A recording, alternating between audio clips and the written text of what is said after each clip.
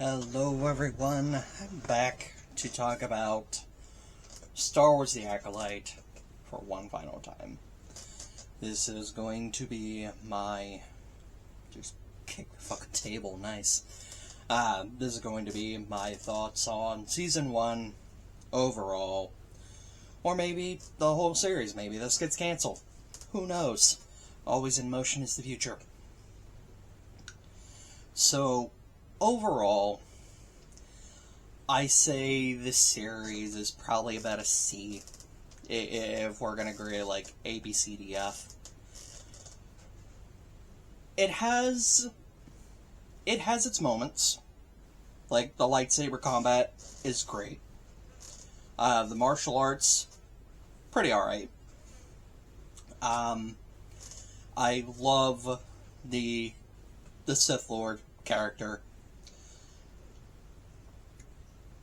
There are moments that with a bit of TLC could have been better. And I feel I could have elevated the show a bit more. Like I said in, excuse me, this is like my third recording of the day. Like I said in my video talking about the last flashback episode, doing more to show that Torben was feeling extreme guilt and remorse over the death of all those people, leading to be why he chooses, to kill himself in episode 2. That could have been done better.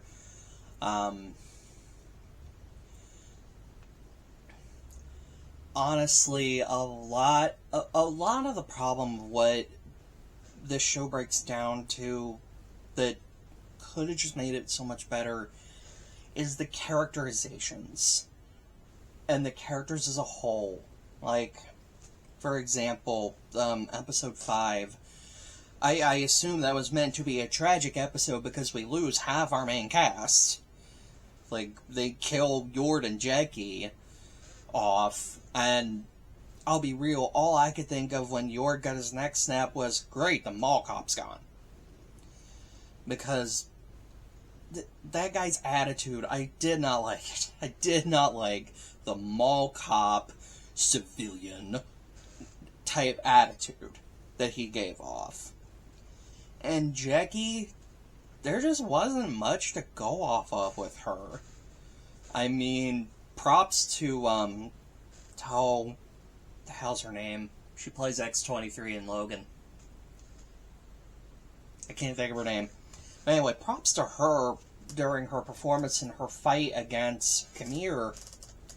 She does look kind of terrified. And it's like, and that just kind of goes to my point that I made overall with why the Jedi get stomped by one guy, is that they've gone 800-900 years without an actual threat. The Mandalorian and the Sith are really the only threats to the Jedi. They've gone so long without a real threat to them that they've just kind of gotten lazy. So I honestly feel like that's why Khmer's able to stomp like 8 Jedi. So the fear that she has on her face during that fight is pretty good, but there wasn't much to her character beyond that.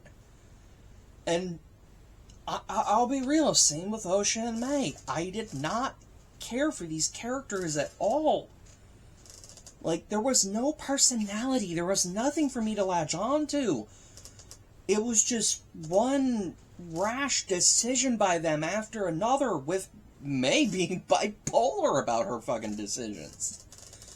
I've turned around a little bit on the whole, starting the fire and then running, crying, "Mommy, help." Get it, kids make dumb choices and dumb decisions. But this is a little extreme, trying to kill your sibling and starting a fire. It's a little bit extreme. Osha's character started to pick up a little bit when she got paired with Khmer, but by that point, I'm sorry, but I didn't really care about them. So the whole, ending bit where they gotta, split up again for no reason, that's another thing that could have been tweaked with just one little decision. Either go with them, or Kamir still wants to kill May, and and Osha would agree to go with him and train with him if he spared her. Excuse me. So, like, that whole point's supposed to be heartbreaking, but I didn't care. The show as a murder mystery failed because you give the mystery away in the first episode. And what the Jedi did on Brendok isn't really a mystery because you kind of told us they did something bad and everybody died. So the Jedi obviously had something to do with their deaths. And lo and behold, that's what we got. So not really that big of a mystery. So it failed on that front. It failed to make me care about the main characters. Again, there was the stepping on the toes of canon that I personally didn't care for, but I've talked about canon in a different video that has probably gone up by now.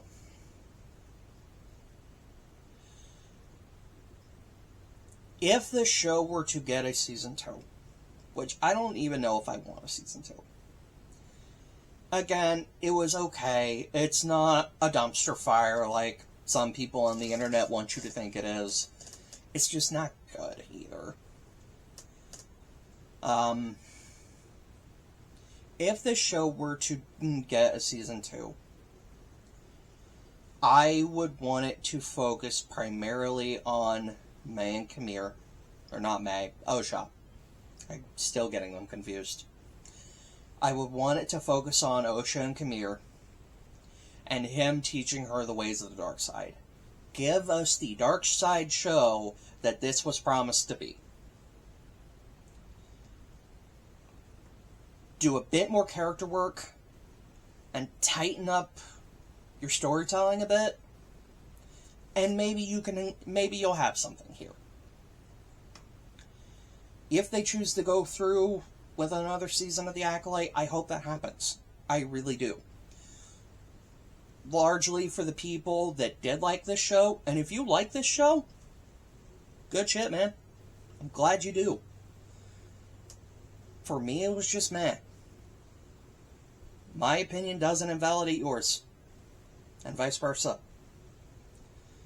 I'm really happy you like the show if you do. If you didn't like it, don't be assholes to the people that do. Please. It's not needed. And if you're completely checked out, if they decide to announce a season 2, just ignore it. There's no need to be dicks. Anyway, that's really all my spiel for the end of The Acolyte Season 1. They would have to really try hard to get me to come back for Season 2 if there's going to be a Season 2. But, who knows, maybe this time in a couple of years, I'll be doing videos on Season 2 of The Acolyte. Who knows. Like I said, overall, it's a C for me. It's meh. And, yeah, really, that's all I got. I will see you guys in the next video. Until then, may the Force be with you.